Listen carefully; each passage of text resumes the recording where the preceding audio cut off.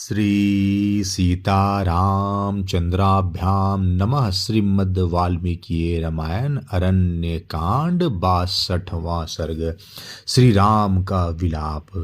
सीता को न देखकर शोक से व्याकुल चित्त हुए धर्मात्मा महाबाहु कमल नयन श्री राम विलाप करने लगे। रघुनाथ जी सीता के प्रति अधिक प्रेम के कारण उनके वियोग में कष्ट पा रहे थे।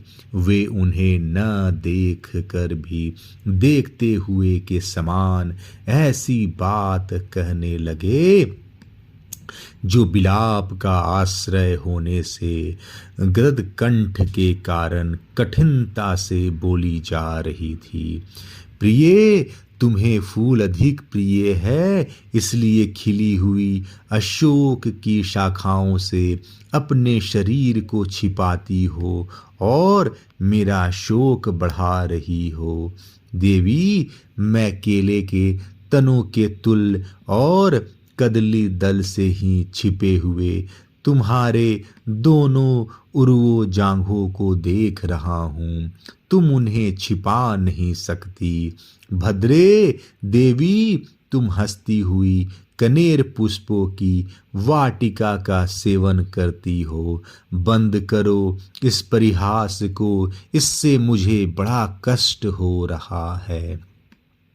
विशेषतः आश्रम के स्थान में यह हास परिहास अच्छा नहीं बताया जाता है।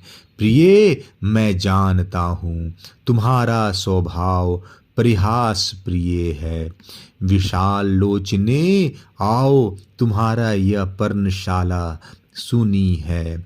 फिर भ्रम दूर होने पर वे सुमित्रा कुमार से बोले, लक्ष्मण, अब तो भली भांति स्पष्ट हो गया कि राक्षसों ने सीता को खा लिया अथवा हर लिया, क्योंकि मैं विलाप कर रहा हूँ और वह मेरे पास नहीं आ रही है। लक्ष्मण, ये जो मृग समूह हैं, ये भी अपने नेत्रों में आंसू भरकर मानो मुझसे यही कह रहे हैं कि देवी सीता को निशाचर खा गए।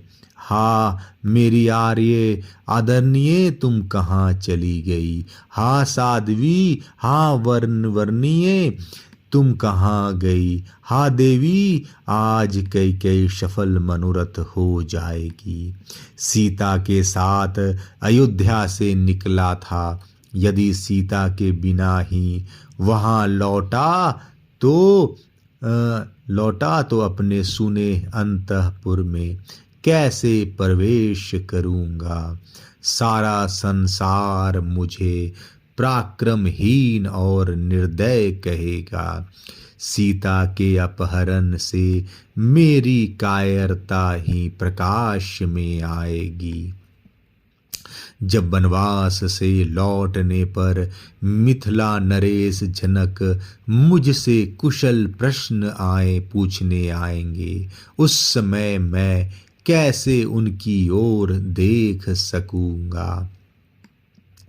मुझे सीता से रहित देख विदेह राज जनक अपनी पुत्री के विनाश से संतप्त हो निश्चय ही मूर्छित हो जाएंगे।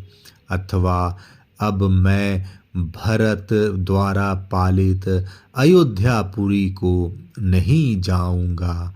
जानकी के बिना मुझे स्वर्ग भी सुना ही जान पड़ेगा। इसलिए अब तुम मुझे वन में ही छोड़कर सुंदर अयोध्यापुरी को लौट जाओ।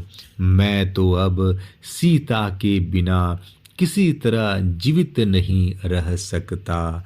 भरत का गाढ़ आलिंगन करके तुम उनसे मेरा संदेश कह देना।